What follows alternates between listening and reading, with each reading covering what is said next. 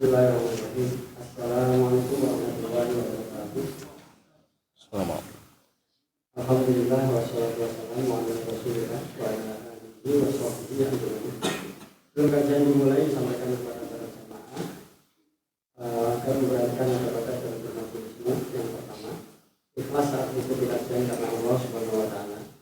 Kedua, fokus berusaha untuk memahami dengan sungguh-sungguh dan mencatat terhadap materi yang disampaikan.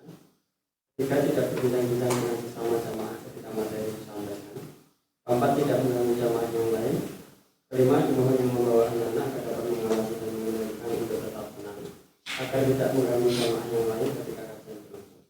Kami sampaikan juga kepada para jamaah agar merapikan tempat duduknya, khususnya untuk jamaah awal.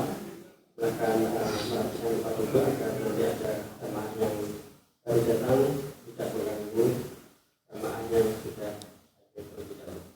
Selanjutnya, nanti setelah sesi tanya jawab selanjutnya setelah materi sampaikan nanti ada sesi tanya jawab. Untuk jamaah yang dipersilakan yang mau mengajukan pertanyaan bisa menggunakan mikrofon yang telah disediakan. Dan untuk jamaah awal bisa mengirimkan pertanyaan melalui nomor WA yang sudah tercantum di sebelah kanan layar. Dan informasi dari kami untuk selanjutnya kami silakan kepada beliau beserta beliau supaya Jazakallahu khairan barakallahu fikum. Assalamualaikum warahmatullahi wabarakatuh.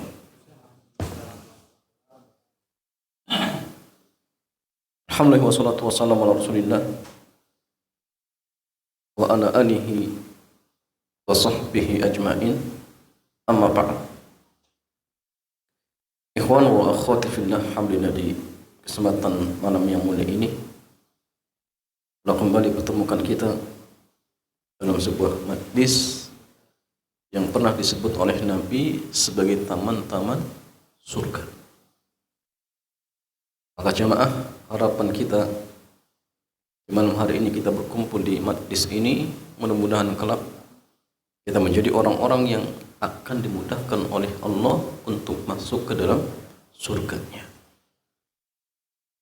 Dan jemaah sekalian, kita masih pada kitab Al-Wajiz fi Fiqhi Sunnati wal Kitab bin Aziz karya Syekh Dr. Abdul Latif Al-Badawi hafizahullah jalla. Dan malam hari ini kita masuk pembahasan seputar nawaqiduh, pembatal-pembatal wudu. Beliau mengatakan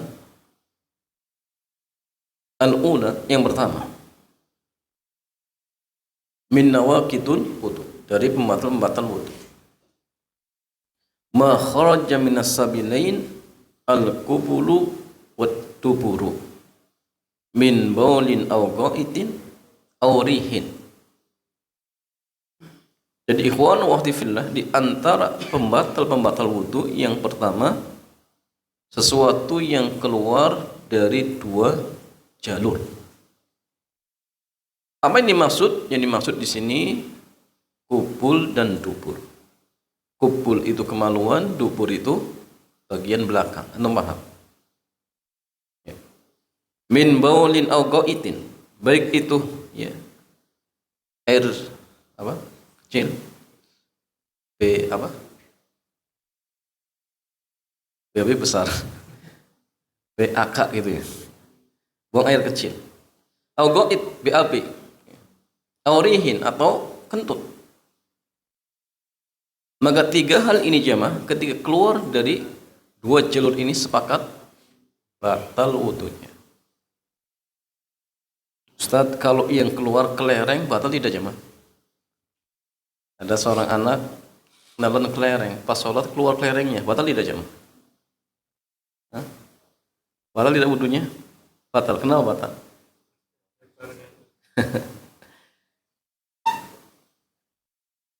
Sahih jemaah. Yang tepat itu batal. Kenapa? Karena mau tidak mau dia keluar bersama dengan apa? Najis. Sahih. Dengan najis. Tetapi jemaah sekalian, apakah yang keluar dari dua jalur ini pasti membatalkan wudu? Pasti tidak. Pasti semuanya? Ada yang tidak. Contohnya apa? Ya, ada istihadah. Batal tidak? Ada seorang wanita dia terkena darah istihadah. Pas sholat keluar darah itu. Karena istihadah itu keluar terus menerus. Ya nggak berhenti terus. Darah penyakit yang keluar dari urat yang pecah. Nama istihadah di luar masa-masa haid. Maka tatkala keluar darah ini jamaah, wudunya nggak batal. Walaupun keluar ketika sholat. Karena nggak mungkin kalau misalkan tunggu waktu berhentinya, nggak mungkin. Hukumnya seperti orang yang kena penyakit BSR. Atau kenapa? Ya, terserang penyakit suka kentut misalkan. Makanya dikecualikan. Ini dikecualikan. Apa adanya masalah dalilnya firman Allah Jalla wa Ala, "Aw jaa'a ahadu minkum minal qa'id." Atau setelah salah seorang di antara kalian datang dari qa'id. Qa'id itu tempat buang hajat. Nah, sehingga artinya menunjukkan bahwasannya buang hajat itu membatalkan wudu. Ya. Wa huwa kinayatun an qada'il hajati, dan ini kinayah dari qada'ul hajah, buang hajat. Kiasan.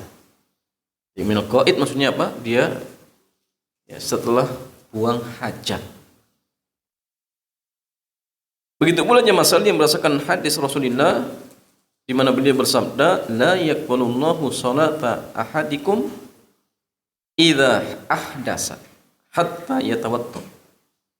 Allah Jalla wa Ala tidaklah menerima salat salah seorang di antara kalian apabila berhadas kecuali setelah berwudu, sampai dia berwudu. Faqala rajulun min Hadramaut, ada seorang laki-laki dari Hadramaut. Hadramaut itu di mana jemaah? Yaman. Mal hadasu ya Abu Hurairah?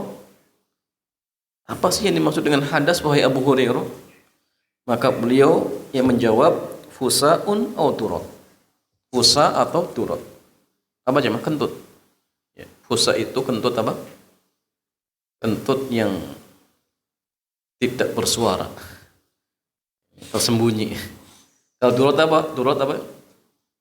Kentut yang bersuara itu turot. Atau sebaliknya jemaah? Atau sebaliknya? Kayaknya sahih seperti itu ya.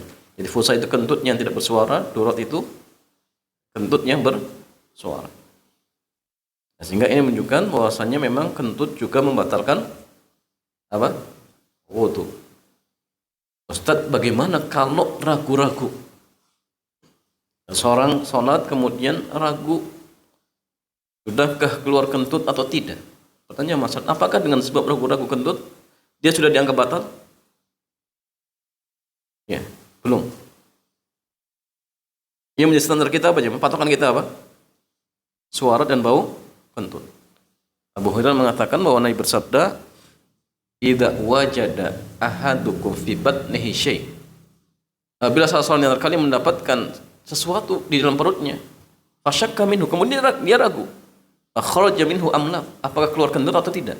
Kata Nabi jamaah, fala yakhruj minal masjid, jangan keluar dari masjid, maksudnya jangan dibatalkan. Hatta yasma'a sautan au yajida rihan, sampai dia mendengar suara kentut atau mencium bau kentut. Tapi ingat ya, ini posisinya kalau ragu. Tapi kalau sudah yakin ya batal. Tapi kalau ragu, kembalikan kepada dua tanda. Dengar suara kentut atau mencium bau kentut atau tidak. Kalau sudah mencium salah satunya, maka sudah dianggap dia batal. Kemudian masalahnya, kama yanquduhu khurujul madhi wal wadi. Begitu pula keluarnya madhi dan wadi bisa membatalkan wudu. Madhi itu jamaah cairan yang keluar ketika muncul syahwat. Tapi keluarnya tidak diiringi apa? Puncratan. Yang kedua tidak diiringi rasa lemas. Setelah itu lemas tidak. Tapi kalau mani iya. Setelah keluar kemudian terasa lemas dan keluarnya diiringi puncratan serta apa? Merasa nikmat seperti itu. Adapun wadi atau wadi, cairan yang keluar setelah kencing, pipis. Yang ada tetesan, ya, yang lengket itu namanya wadi. Dan dua cairan ini jamaah hukumnya najis. Dan ketika keluar membatalkan wudu. walaupun ada perbedaan cara membersihkannya. Kalau madi itu ada rukhsah. Bagaimana caranya? Diperciki seperti pipis bayi laki-laki yang belum makan, ya, kecuali hanya ASI. Maka diperciki boleh. Adapun wadi sama seperti najis yang lain, dihilangkan, ya, saya bersih. Tapi kalau madi diberikan keringanan, diperciki. Ya. Dari Abdullah bin Abbas radhiyallahu taala anhu, beliau mengatakan al-maniyyu wal wadyu wal madyu. Ya. Mani, wadi dan madi, amal mani fahuwa alladhi minhul ghusl. Adapun mani, cairan yang ketika keluar diwajibkan mandi. Adapun wadi dan madi, faqala, maka, ya, apa namanya, Nabi bersabda, iksil dzakara, basuh kemaluanmu, ya, aw madzakira wa tawaddu wudu'aka li shalah, kemudian berwudu. Jadi kalau misalkan di antara kita keluar mandi atau wadi misalkan, cukup bersihkan kemaluan, lah itu berwudu. Lah itu berwudu. Kalau mani enggak. Ya. Dia wajib mandi. Yang disebut dengan istilah mandi apa? Mandi junub. Ya, mandi wajib atau mandi junub. Ini yang pertama. Keluar atau sesuatu yang keluar dari dua jalur. Ats-tsaniyah, yang kedua, an-naumul mustaqrib, tidur yang nyenyak. Jadi tidur yang nyenyak itu jamaah bisa membatalkan wudu. Ya. Adapun kalau misalkan tidur ayam, batal tidak jamaah? Enggak. Kalau antum tidur masih sadar, di sampingnya ada orang, masih sadar. Tapi kalau tidur yang nyaman, tidur yang nyenyak, ya, walaupun tidurnya dengan duduk misalkan, contoh, ya, sampai ngorok, ya, pas Jumat di depan khotib lagi ngorok misalkan, batal tidak wudunya, mah? Batal. Wudunya batal. Kenapa? Dia sudah nyenyak. Jadi ketika qomat harus diulang wudunya. Tapi kalau misalkan tidurnya tidur ayam, dalam artian dia masih sadar, maka tidak membatalkan wudu. Walaupun sebagian para ulama ada yang mensyaratkan tidur yang batal itu kalau berbaring, kalau tidak berbaring nggak batal. Ini kurang tepat. Jadi yang paling tepat itu yang menjadi patokan adalah tidurnya nyenyak atau tidak. Karena jamaah, kalau tidurnya nyenyak, dia nggak sadar apakah tadi keluar kentut atau tidak. Atau mungkin dia yang kemaluan atau tidak. Orang namanya nyenyak dan jangan keluar kentut. Tapi karena dia tidur, akhirnya tidak tahu. Sehingga yang menjadi patokan paling tepatnya, tidur yang membatalkan wudu itu tidur yang nyenyak. Sampai dia tidak sadar lagi siapa orang-orang yang di sekelilingnya, seperti itu. Alladzi la yabqa ma'ahu idrakun. Ya, tidur yang sudah tidak, ya, ingat lagi. Sawa'un kana, ya, mumakkinan maq'adahu, baik tidurnya dengan duduk misalkan, amla atau tidak. Li hadis Sofwan bin Asal, beliau mengatakan kana Rasulullah ya'muruna idza kunna safran, adalah Rasulullah memerintahkan kepada kami ketika kami safar, alla nanzi'a khifafana, agar jangan melepaskan khuf-khuf kami. Salasata ayam, sampai 3 hari 3 malam. Ini bab terkait tentang mengusap khuf, ya. Illa min janabatin, kecuali kalau junub. Lakin min ghaitin wa baulin wa naumin.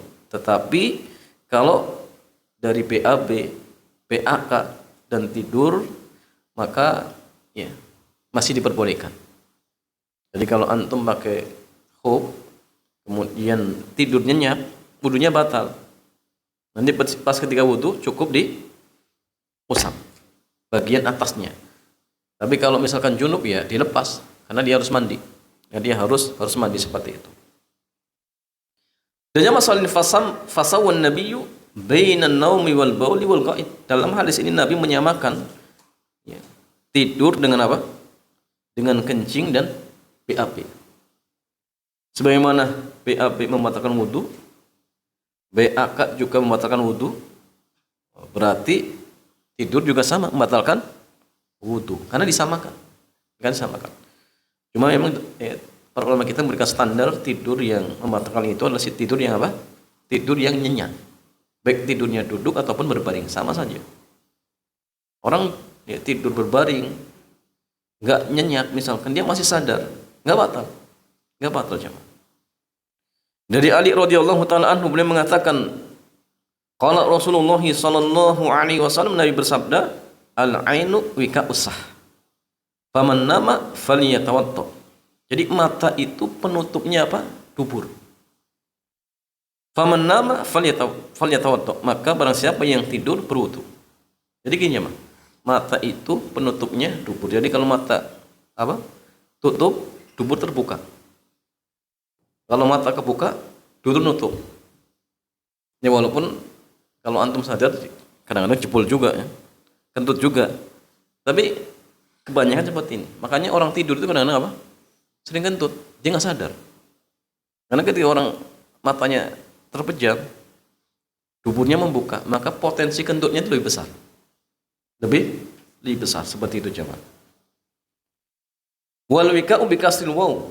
Al khaytul ladzi yurbatu bihil kharitah. Jadi wika itu ya apa namanya jemaah sekalian? Seperti apa namanya? Kirbah. Ya, kirbah itu tempat air yang diikat seperti itu. Oke. Ya ala kuliah ain itu wika itu ya penutupnya, wika penutupnya dubur seperti itu.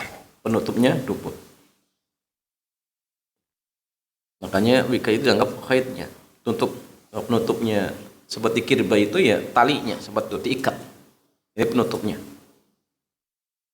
Jadi masa wasah bi fathis sin al-muhmalah wa kasrilha al-mukhaffafa ad-dubur. Jadi sah itu maksudnya dubur. Wal makna al-yaqdhatu wika'ud dubur. Jadi yaqdha itu kondisi terjaga itu wika'ud dubur. Penutupnya apa? Dubur. Jadi kalau mata terbuka, dubur tertutup. Itu maksudnya. Ay hafidhahu ma fihi minal khuruj. Akan menjaga sesuatu yang akan keluar dari dubur. Ketika mata terbuka. Kenapa? Li'annahu madama mustayqiran ahassa bima yakhruj minhu. Karena ketika seseorang selama dia terjaga, dia akan merasakan apa yang keluar dari duburnya. Akan merasakan. Bahkan kadang-kadang mau kentut ditahan sengaja kan. Sampai goyang-goyang sholat. Oh, ternyata lagi mau kentut. Batal tidak jemaah. Kalau orang kentut, orang sholat dia tahan kentut, Pak. Batal tidak jemaah. Batal tidak. Yang sahih nggak batal, tapi makruh. Ya, walaupun ada yang mengatakan batal, seperti Syekhul Islam kalau nggak salah mengatakan batal. Antum sholat tahan kentut itu batal kata Syekhul Islam. Ya. Kamakal. Tapi yang sahih tidak, hanya makruh seperti itu.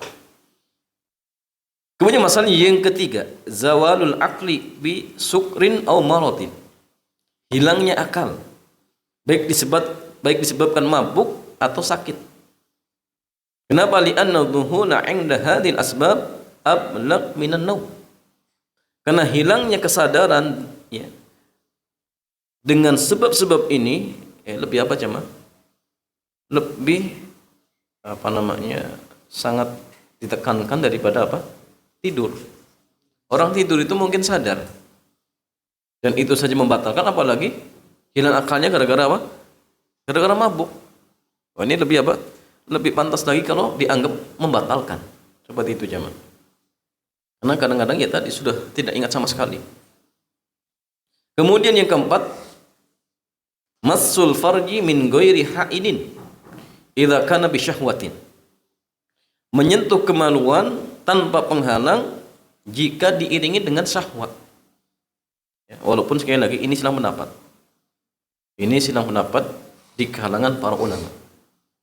Sebagian mengatakan batal jika diiringi syahwat, kalau tidak nggak batal. Sebagian mengatakan batal secara mutlak, baik diiringi syahwat ataupun tidak batal. Ada yang mengatakan nggak batal. Dan walau alam jamaah, walau alam pendapatnya kuat, nggak batal, tapi dianjurkan untuk berwudu. Tapi ini mengatakan batal. Ya. Kalau lebih condong tidak batal, tetapi dianjurkan saja untuk berwudu. Ya. Kenapa jemaah? Ada hadis Nabi mengatakan ketika ditanya tentang menyentuh kemaluan, maka Nabi mengatakan apa? Innaha atau innahu bid'atun minka. Itu hanya bagian dari anggota tubuhmu. Ya. Ustaz hadis yang mengatakan man massa dzakarahu falyatawaddo. Itu bagaimana? Barang siapa yang menyentuh kemaluannya maka hendaknya berwudu. Gimana siapa? Ini ada sedang pendapat di para ulama. Ya. Ada sedang pendapat di kalangan para ulama. Ya, masalah beliau mengatakan hal ini berdasarkan sabda Rasulullah man massa dzakarahu falyatawaddo. Barang siapa yang menyentuh kemaluannya maka hendaknya berwudu. Kalau kemaluan orang lain gimana jemaah? Atau tidak? Hadis ini mengatakan barang siapa yang menyentuh kemaluannya berwudu. Kalau kemaluan orang lain gimana jemaah? Ada yang membedakan. Tapi ada yang mengatakan sama saja. Sama saja. Ya. Begitu pula jemaah hadis yang lain hal huwa illa bid'atun minka. Ya. Tidaklah ia kecuali seperti anggota tubuhmu yang lain. Sebagaimana jamaah antum menyentuh tangan, batal tidak? Ya batal. Antum menyentuh telinga, batal tidak? Nggak batal. Karena itu bagian dari anggota tubuh kita. Antum menyentuh kemaluan, sama anggota tubuh kita jamaah. Batal tidak? Batal tidak jamaah. Silang pendapat. Ya, silang pendapat. Ya. Kalau Syekh berpendapat, kalau diiringi syahwat. Apa hujah beliau? Kita baca dulu. Fahuwa bid'atun minka in lam yaktarin bil massi syahwatu. Jadi kemaluan itu dianggap bagian dari anggota tubuh kita yang ketika menyentuh tidak batal. Kapan jemaah? Yaitu ketika disentuh kemudian tidak diiringi syahwat. Antum menyentuh tidak muncul syahwat, berarti statusnya apa? Sama seperti tangan. Antum menyentuh tangan keluar syahwat tidak? Enggak. Antum menyentuh telinga keluar syahwat. Berarti ketika antum menyentuh kemaluan tidak keluar syahwat, statusnya sama. Ini hujahnya para ulama mengatakan, ya, kalau tidak keluar syahwat tidak membatalkan. Itu hujahnya. Wa li'annahu fi hadhil halah yumkin tashbihu massin udmi bi massin udwin akhar. Karena dalam kondisi seperti ini mungkin saja ya, menyentuh ya, menyamakannya dengan menyentuh anggota tubuh yang lain. Mungkin disamakan. Ya. Bi khilafi ma idza massahu bi syahwatin. Berbeda ketika misal kita menyentuhnya kemudian muncul syahwat, berarti sudah statusnya tidak sama. Antum menyentuh tangan tidak keluar syahwat, nyentuh telinga tidak keluar syahwat, nyentuh kemaluan keluar syahwat, berarti sudah beda. Tidak sebagaimana kita menyentuh tangan. Kalau sudah beda seperti ini, berarti hukumnya beda. Ini hujahnya. Fahina idzin la yushbihu massuhu masal udwil akhar. Sehingga tatkala itu menyentuhnya, statusnya sudah enggak sama lagi seperti bagaimana menyentuh anggota tubuh yang lain. Kenapa? Li'annahu la yaktarinu adatan bisyahwatin. Karena biasanya tidak diiringi dengan syahwat. Wa hadza amrun bayyinun kama tara. Maka perkara ini sangat jelas. Ya, tapi ada juga yang menyebutkan gini, kalau diiringi syahwat itu potensi apa? Keluar madhi. Tapi dibantah lagi, kalau itu yang menjadi alasan dengan dengan munculnya syahwat kemudian keluar madhi, berarti kan yang menjadi inti bukan menyentuhnya. Tapi yang menjadi inti apa? Keluar madhinya. Itu ya pembahasannya apa jemaah sekalian? Memang ya kencang ya. Ulama yang mengatakan tidak, itu memang kuat seperti itu. Sehingga yang paling terbaik berwudu. Antum menyentuh kemaluan tanpa penghalang, yang terbaik berwudu. Agar apa jemaah? Agar keluar dari silang pendapat di kalangan para ulama. Entah antum pendapatnya wajib ataupun sunnah, yang terbaik berwudu. Itu paling selamat. Kemudian masalah yang kelima, aklu lahmil ibidi. Makan daging unta. Ya. Li hadisil Barra bin Azib. Hal ini berdasarkan hadis dari Barra bin Azib, beliau mengatakan Nabi bersabda, tawaddu min luhumil ibili. Berwudulah kalian dari memakan daging unta. Wala tawaddu min luhumil ghanami, dan tidak perlu berwudu setelah makan daging apa? Daging kambing. Ya. Dan ini ada Islam pendapat ya antara mazhab Syafi'i dengan mazhab Hambali. Mazhab Syafi'i mengatakan apa? Enggak batal. Mazhab Hambali mengatakan batal. Pertanyaan gini jemaah. Kalau antum sholat di belakang Imam Syafi'i, habis makan daging unta, ya. Misal antum ikut pendapat mazhab Hambali yang mengatakan batal. Imamnya Syafi'i yang pendapatnya tidak batal. Habis makan daging unta, enggak wudu, misalkan. Bolehkah antum bermakmum? Boleh tidak jemaah? Hah? Boleh tidak? Jawabannya boleh. Boleh, tidak masalah. Jadi yang jadi inti itu gini jemaah. Yang jadi inti itu man sahhat salatuhu sahhat imamatuhu. Barang siapa yang sah ya salatnya, maka dia sah menjadi imam. Nah, itu kaidah jemaah. Ya. Di zaman dulu itu di Madinah, di Mekah pernah ya, terjadi sholat itu sampai 4 kali. Pertama Hanafi dulu selesai, Maliki selesai, Syafi'i selesai, Hambali. Kemudian setelah Muhammad bin Su'ud ya dalam artian punya kekuasaan disatukan dalam satu imam. Maksudnya kaidahnya tadi man sahhat salatuhu sahhat imamatuhu. Barang siapa yang salatnya sah, maka dia sah menjadi imam. Sah menjadi imam. Dan kita tidak masalah berimam kepadanya, tidak masalah. Boleh, ya. Jangan sampai akhirnya menuduh salatnya enggak sah, enggak. Dia berkeyakinan enggak batal. Maka tidak masalah, boleh. Boleh, tidak masalah. Ya. Kecuali gini jamaah sekalian, ada Imam Syafi'i. Pendapat mazhab Syafi'i makan daging bukan makan daging unta, menyentuh wanita yang bukan lawan jenisnya batal wudunya. Itu mazhab Syafi'i, soi jamaah. Tapi karena di makmumnya Hambali yang mengatakan menyentuh wanita tidak batal, habis dia nyentuh istrinya enggak wudu karena melihat apa? Makmumnya semua Hambali. Misalkan, boleh tidak kita bermakmum? Boleh tidak jamaah? Boleh? Enggak boleh. Kenapa? Keyakinan imamnya wudunya batal. Karena mazhab Syafi'i menganggap menyentuh lawan jenis wudunya batal. Jadi jangan gara-gara makmumnya Hambali kemudian keyakinan dia diabaikan, itu enggak boleh. Enggak boleh. Karena menurut keyakinan dia sholatnya sah tidak? Sah tidak jemaah? Enggak sah karena menyentuh wanita. Menurut pemahaman dia, karena dia Syafi'i. Ya. Itu pula sebaliknya, ada imamnya Hambali. Hambali itu meyakini makan daging unta batal.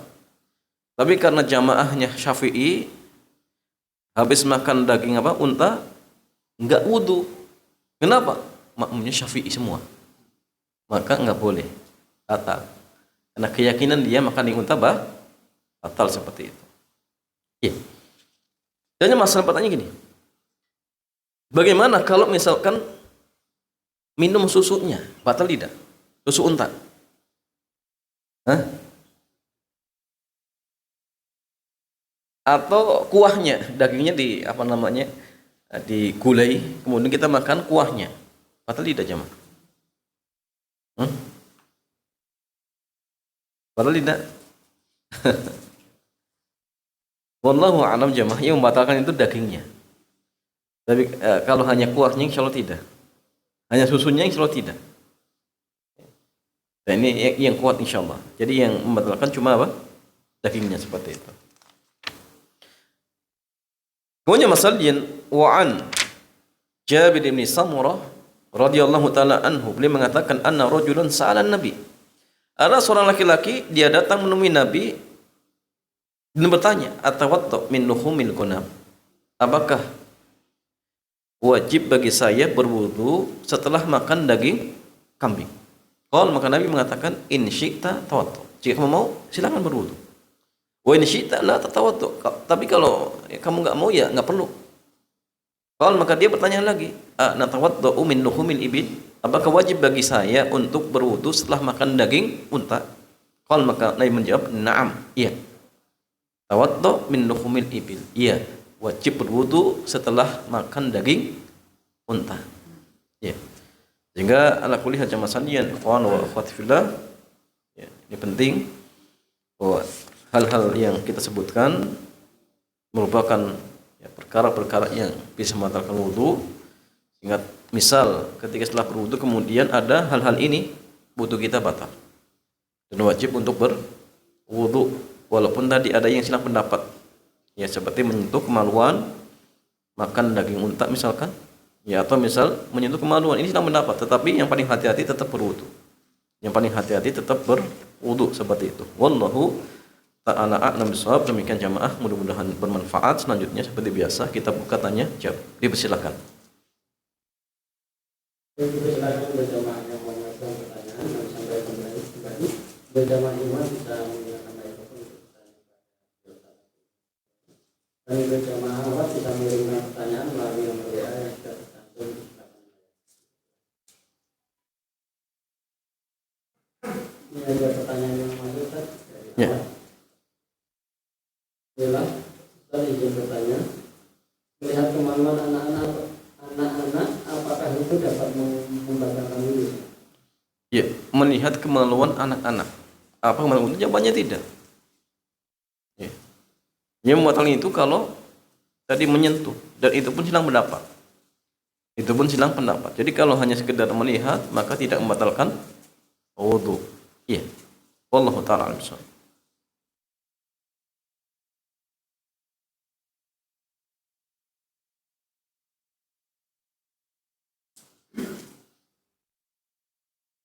Tadi disampaikan bahwa Ya. persetubuhan dengan istri. Nah. Iya. Dengan Rasul sendiri kalau nggak salah riwayatnya saat sholat kan. Nah. Ini Nah. bagaimana dengan Nah. Ya jamaah sekalian, terkait menyentuh lawan jenis memang silang pendapat. Mazhab Syafi'i mengatakan apa? Batal. Sebagian mazhab yang lain mengatakan nggak batal. Ya.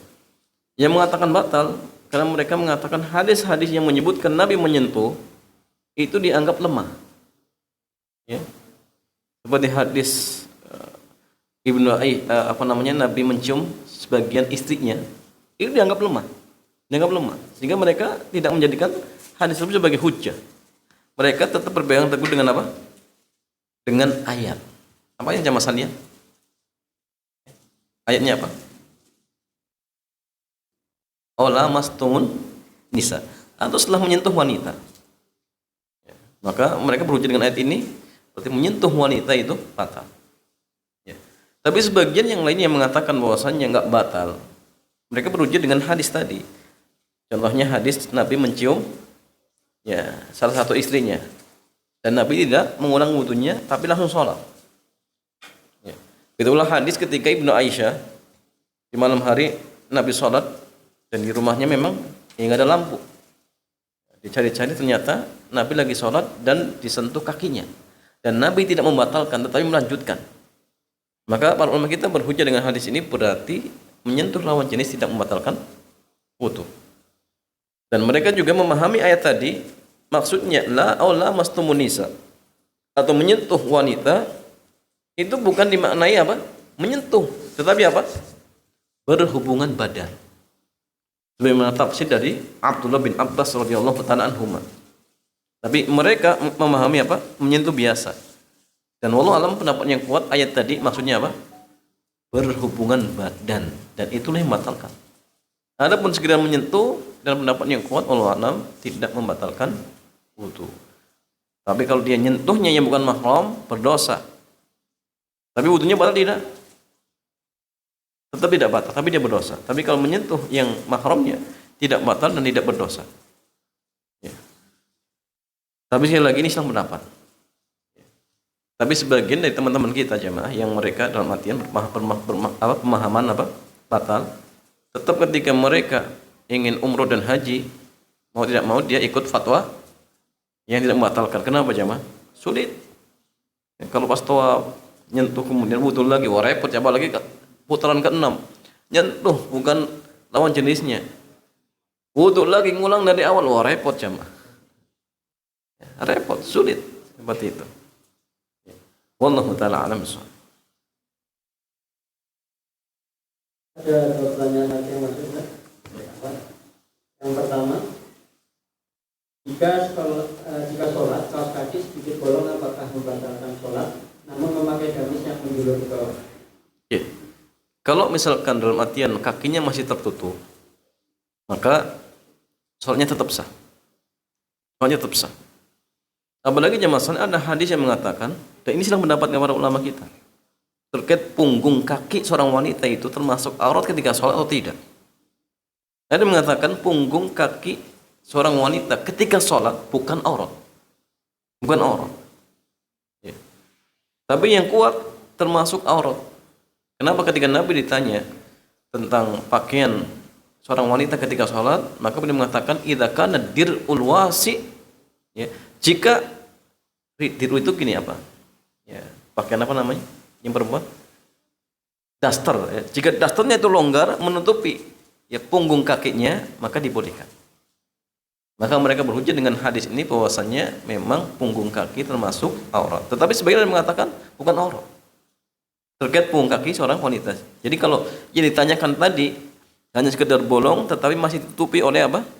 Oleh dasternya, maka sholatnya sah. Sholatnya tetap sah seperti itu. Wallahu a'lam bishawab. Pertanyaan yang kedua, yang dimaksud khuf, apakah harus terbuat dari kulit? Untuk wanita saat safar kaos kaki itu apakah bisa dianggap sebagai khuf? Ya jamaah sekalian, khuf dianggap khuf itu ya adalah sejenis kaos kaki yang terbuat dari kulit. Itu khuf. Ya. Tapi masalahnya apakah menyentuh khuf itu harus yang terbuat dari kulit? Jawabannya menyentuh khuf itu jamaah dikiaskan. Ya. Dalam artian sesuatu yang bisa menutupi kaki dikiaskan dengan khuf. Baik itu apa? Sepatu, kaos kaki, maka ini dikiaskan. Sehingga sebagaimana menyentuh khuf dibolehkan, maka menyentuh kaos kaki diperbolehkan. Itu pula menyentuh ya apa namanya? Sepatu juga dibolehkan, tidak masalah. Walaupun sebagian mengatakan syaratnya kaos kakinya tebal, tidak bolong-bolong, ya. Tapi dibantah oleh Syekhul Islam. Ya. Kata beliau, kalau kaos kakinya harus dalam artian tidak boleh bolong-bolong, ya, maka yang aslinya menyentuh mengusap khuf itu rukhsah, ini enggak rukhsah lagi. Kenapa? Ketat persyaratannya. Padahal mengusap khuf itu apa? Rukhsah. Rukhsah kemudian diperketat seperti itu, jadi enggak rukhsah lagi. Itu alasannya. Kemudian yang kedua, dulu para sahabat itu jamaah, apakah semuanya kaya? Kaya tidak jamaah? Ada yang kaya, ada yang tidak. Jadi mungkin tidak khufnya sahabat ada yang bolong-bolong? Mungkin, tapi Nabi tidak membedakan. Berarti artinya selagi itu dianggap khuf, selagi itu dianggap kaos kaki, maka masih dibolehkan. Bagaimana standarnya? Kalau orang ditanya, Pak ini kaos kaki bukan? Dia masih ngomong, oh itu kaos kaki. Berarti masih boleh, walaupun bolong-bolong sedikit. Seperti itu. Nah, sehingga artinya masalahnya boleh mengusap kaos kaki, boleh mengusap apa namanya? Sepatu. Bahkan ada juga sandal, tapi yang tepat jamaah sandal itu ya maksudnya kalau di atasnya pakai kaos kaki, itu maksudnya seperti itu. Wallahu ta'ala a'lam bishawab.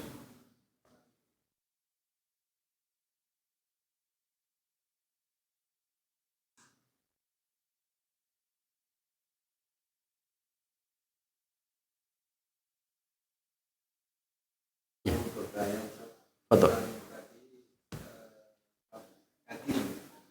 Daging unta. Alasannya apa kok? Kenapa daging unta harus berbulu? Nah. Padahal daging kambing tidak. Nah. Dan yang kedua tentang keluar air itu cukup dibasuh. Apakah Cukup diperciki. ya? Apakah juga Nah, iya, nah. Nah. Ya, masalahnya ada dua pertanyaan. Pertama, kenapa kok daging unta yang membatalkan sedangkan kambing tidak? Ya. Berarti ini pertanyaan kenapa, apa hikmahnya mungkin ya? Karena kalau kenapa dilarang, jawabannya ya ta'abbudiyah. Apa jemaah? Ya bab kita cuma ibadah. Kenapa kita sholat itu harus pakai aurat? Ya sudah ibadah. Memang kita diperintahkan untuk seperti itu. Adapun hikmah yang lain dalam artian apakah daging unta itu dalam artian membuat badannya panas atau kemudian mungkin makan daging unta kemudian cepat kentut. Wallahu a'lam. Ini memang harus butuh penelitian. Ya. Tapi hikmah yang paling gampangnya ini ta'abbudiyah. Babnya hanya ibadah kepada Allah. Dan ini cukup. Adapun hikmah-hikmah yang lain, ya mungkin ada, ya, tapi memang tidak disebutkan. Ya. Jadi, wallahualam terkait dengan kesehatannya, wallahualam. Tapi kalau alasan kita dilarang sholat di kandang unta ada alasannya. Kandang kambing boleh, kandang unta tidak boleh. Karena alasannya apa? Kandang unta itu rumahnya setan. Ya, adapun kandang kambing tidak.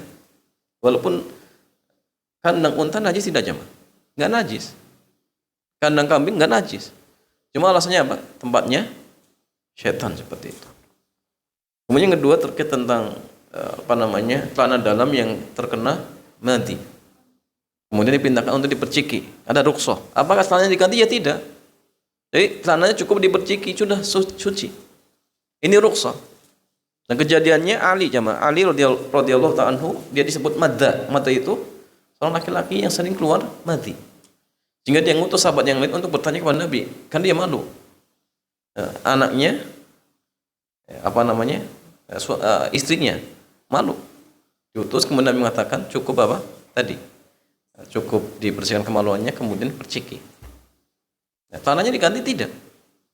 Ya, tidak perlu diganti seperti itu. Wallahu ta'ala a'lam.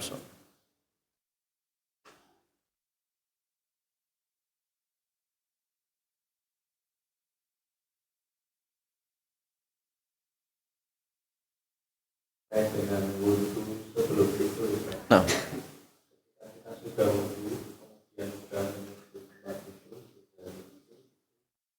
beberapa saat kemudian kita untuk kentut. ya.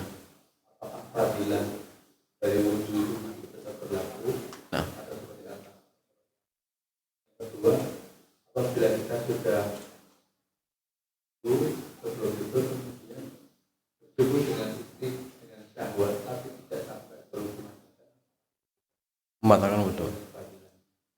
Nah, ya masalahnya kalau seorang misal sebelum tidur dia berwudhu, tapi sebelum dia tidur ternyata kentut, apakah dia dapat pahalanya? Jawabannya pahalanya dapat. Pahalanya dapat. Kenapa? Sekedar niat saja dia dicatat. Ada orang niat ingin tahajud, tapi kebablasan. Dapat pahala tidak? Dapat pahala. Man hamma bi hasanin falam ya'malha katabahallahu indahu hasanatan kamilah. Barang siapa yang berniat untuk melakukan suatu amal kebaikan kemudian tidak dikerjakan, maka Allah catat baginya dia mendapatkan satu kebaikan yang sempurna. Jadi pahala dapat. Tapi secara hukum, kalau misalkan dalam artian sebelum tidur kok kentut, secara hukum dia dikatakan apa? Tidur tidak dalam kondisi suci. Pahala dapat, tapi secara hukum dia tidak dapat. Contoh gini ya Mas, lihat ada seorang sholat suruk. Pahala haji umroh dapat, tapi apakah menggugurkan dia hajinya jemaah? Ustaz, tiap hari saya suruk. Ya. Masa saya wajib haji terus? Ya. Jawabannya ini pahala saja. Hukumnya tetap belum gugur. Jelas? Ya, jadi hukum terkait tentang dalam artian ya tidur dalam kondisi suci dia nggak dapat. Tapi pahala dapat seperti itu. Begitulah tadi kalau misalkan dia sudah berwudu kemudian bercumbu dengan istri tidak sampai keluar madi misalkan, apakah wudunya batal? Jawabannya tidak. Jadi kalau wudunya tidak batal berarti apa? Berarti ya dia tidur dalam kondisi apa? Suci. Cuma masalahnya sulit ya. Bercumbu dengan istri kemudian nggak keluar madi itu sulit. Kalau mani mungkin iya, tapi madi sulit. Ya, sehingga kemungkinan besar keluar madi. Kemungkinan besar. Nah, jadi kalau seperti itu ya ya ini terbaik wudu lagi. Tapi kalaupun tidak, maka tidak masalah. Karena ini hanya sunnah, ya hanya sunnah. Tapi tetap yang terbaik apa? Berwudu seperti itu. Karena kalau kita tahu sunnah itu jangan diremehkan ya. Tetap kita berusaha untuk mengamalkan seperti itu. Wallahu ta'ala a'lam bishawab.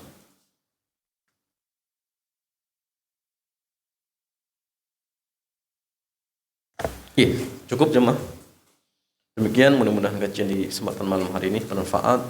Mudah-mudahan Allah Jalla wa'ala menjadikan berkahan kepada harta dan umur kita, memudahkan segala urusan kita, dan menjadikan anak-anak kita menjadi anak-anak yang soleh dan solehah yang berbakti kepada kedua orang tuanya. Dan kita berdoa mudah-mudahan kita kelak semua akan dikumpulkan oleh Allah di tempat yang mulia di surganya Allah Subhanahu wa taala. Demikian jemaah sekalian, mudah-mudahan bermanfaat. Kita tutup. Subhanakallahumma bihamdik asyhadu an la ilaha illa anta astaghfiruka wa atubu ilaik. Assalamualaikum warahmatullahi wabarakatuh.